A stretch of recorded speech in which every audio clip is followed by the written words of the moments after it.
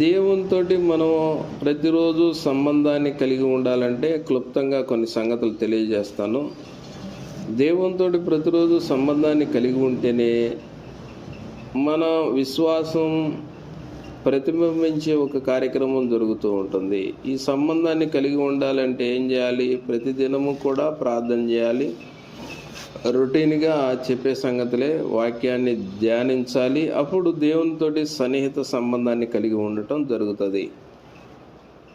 అందుకనే ప్రభు ఏం చెప్పాడంటే, నాయందు నిలిచి ఉండండి అన్నాడు. నిలిచి ఉండటం అంటే ఏం చెప్పాడంటే, ఆయనతోటి సన్నిహిత సంబంధాన్ని కలిగి ఉండాలి. సన్నిహిత సంబంధం ప్రభుతోటి ఎలాగ కలిగి ఉండటం జరుగుతుంది?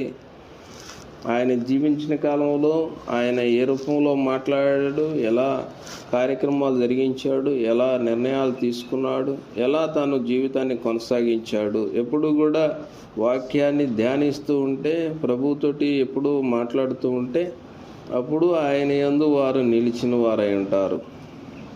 ఎందుకంటే మన ఆధ్యాత్మిక శక్తి అనేది దేవుని వాక్యముతోటి ముడిపడి ఉంటుంది. అలాగనే ప్రార్థనతోటి ఆధ్యాత్మిక శక్తి అనేది ముడిపడి ఉంటుంది. క్రీస్తు ప్రభు వారు స్వయంగా కూడా ప్రతిరోజు కూడా ప్రార్థన చేసేవారు. మార్కు సువార్త 1వ అధ్యాయం 35వ వచనంలో, ఇంకా అనేక ప్రదేశాల్లో మనం చూసినట్లయితే ఆయన ఎప్పుడు కూడా దేవునితోటి సన్నిహిత సంబంధాన్ని తండ్రితోటి కలిగి ఉండేవాడు. అది ఆయన యొక్క దినచర్యలో ఆయన యొక్క విశ్వాసం ప్రతిబింబించే కార్యక్రమంలో ఈ అన్ని కార్యక్రమాలు జరిగిస్తూ ఉండేవాడు.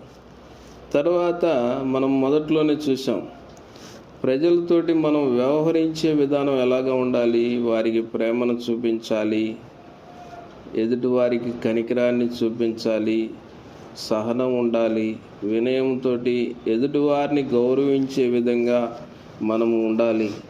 దానికి వేరుగా మనం ఉన్నట్లయితే అది దేవుని యందు నిలిచిన పరిస్థితి కాదు, ప్రభువునందు నిలిచి ఉన్న పరిస్థితి కానే కాదు. ఫలించాలంటే ఖచ్చితంగా ఈ యొక్క గుణలక్షణాలు ఉండవలసిన అవసరం ఉంది. ఎందుకంటే మీరు ఒకరిని ఒకరు క్షమించకుండా, ఎఫెసీయులకు రాసిన పత్రికలో 4వ అధ్యాయంలో 32వ వచనంలో ప్రత్యేకించి సమాచారం రాయబడి ఉంది.